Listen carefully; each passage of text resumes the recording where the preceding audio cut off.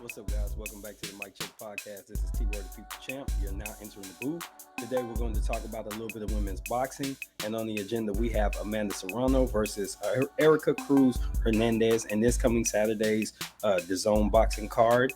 This is another undisputed fight that's going to be taking place. So this will be pretty exciting. This one is at featherweight. I do apologize. I believe the other fight is going to be at lightweight. So I may have said featherweight in that video. At any rate, we're going to go ahead and get into the details of that. But before we do, don't forget to like, comment, and subscribe. We do appreciate your feedback, and thank you for helping this channel grow. All right, so let's get to the nitty gritty. We won't delay. Amanda Serrano and Erica Cruz are going to tangle to try and become undisputed. Serrano has 3 belts. She's looking to get the WBA strap from Erica Cruz. Now, I looked at some tape on both ladies. I've watched a lot more Serrano than Cruz, so I had to take my time and look at a couple different fights from Cruz just to see what her style was exactly and how these styles are going to mesh in the ring, and then what type of results they could produce. Now, obviously, I'm not going to give a prediction today, but I can tell you a little bit about how I see things going. First up, we're going to look at how Cruz's offense might translate versus what Serrano brings to the table. What I saw from Cruz is she's really eager to get in there and mix it up.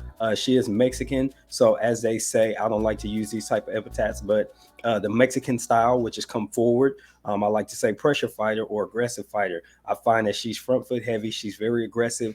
She likes to bring the pressure to her opponent, and sometimes she'll forego defense in order to get her offense off. And it's simple things like leading with just a single punch, or not really leading at all. She's kind of leading with her guard up in her head. And once she gets inside, she'll go to the body and then to the head. She does work downstairs and upstairs a little bit, which I found very good for her because she finds her way inside relatively easily on most of the opponents that she's seen.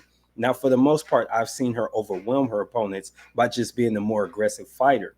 When you enter Serrano into the scenario, that's going to change a little bit. One thing I'd say that might allow Cruz to continue to do so is when Serrano is aggressive, she leads in with a single punch, or it's a jab and then a 2.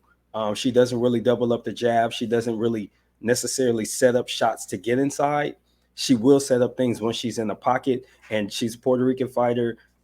She fights with a lot of pride in her nationality, and she wears that on her sleeve, and it shows when she's in the ring because she just wants to get inside and mix it up too. So you've got 2 fighters based on that information, 2 fighters who want to get inside and work in the pocket. And that's where the meat and potatoes of this fight is going to take place.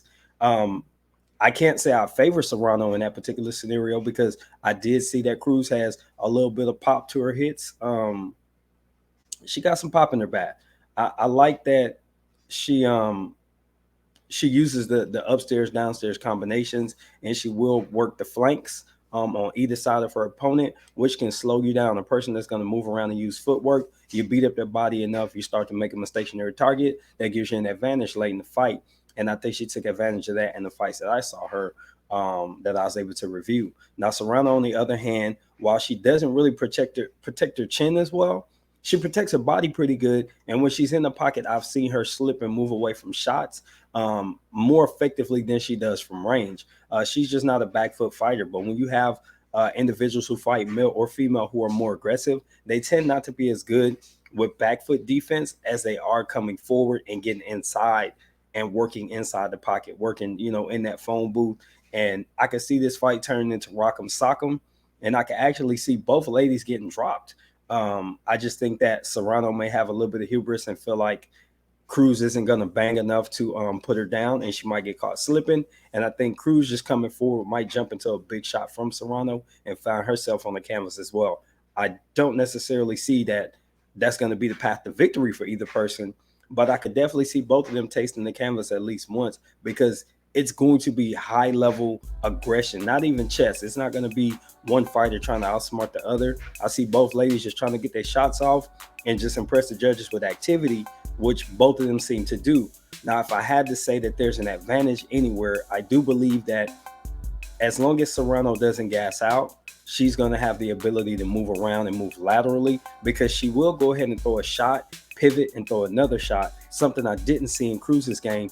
And in her opponents that she's faced, I didn't see anybody that really tried to move and create angles or anything like that. So in my opinion, that's going to play to Serrano's advantage, but I don't necessarily see that as a surefire path to victory. It's going to require more than just angles to get a win against this opponent, but I think it's going to be a very competitive fight, especially for Undisputed. They both are going to bring their pride in their countries to the table, and they're going to fight to the finish, and I'm going to be really excited to watch this one. I'll be back later this week with a prediction video on the major fights on the card. Shadasia Green is going to be on there, so I'm probably going to throw a prediction out for her fight because she's getting lined up for Franchon Cruz DeJean. So, just the pieces of the puzzle that are lining up for big fights in women's boxing are the ones that I'm going to try and cover for you guys. So just be on the lookout. But again, love to get your comments. Definitely want your input. Thank you for watching. This has been T-Word for the Mic Check Podcast. I'm exiting the booth. Peace.